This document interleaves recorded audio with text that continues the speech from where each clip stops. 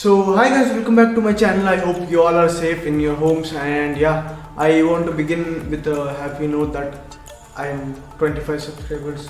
Well, with one subscriber I'll be 25 subscribers. And yeah, today's topic I'll be speaking on how to learn a new software, may that be Adobe XD, Figma, InVision Studio, or even any Premiere Pro, any video editing software, or even sound editing software. Any software, if you have to learn, it's basically there are three main things that you have to consider. I'll be telling that in the video.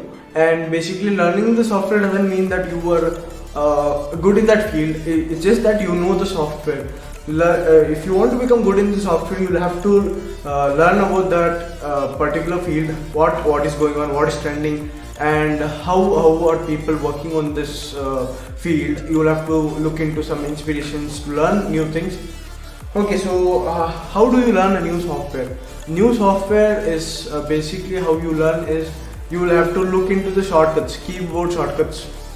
If you're using a laptop or computer, there will be a lot of shortcuts. There's this website called Shortcut World. I'll put down the link for that. And yeah, so that's one point. Learning shortcuts is one of the biggest tip.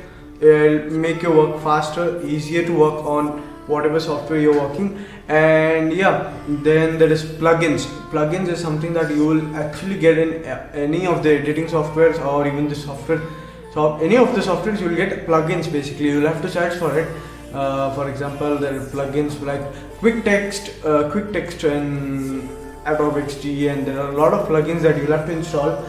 I'll try to make some best 5 plugins for XD, or like so. I'll make something like that. And yeah, the third one is you will have to look for inspiration. How basically to learn the software is like what do is work on the software if I know the software now. So that's one big question. To solve that question, you'll have to look into the existing products, what the people have created.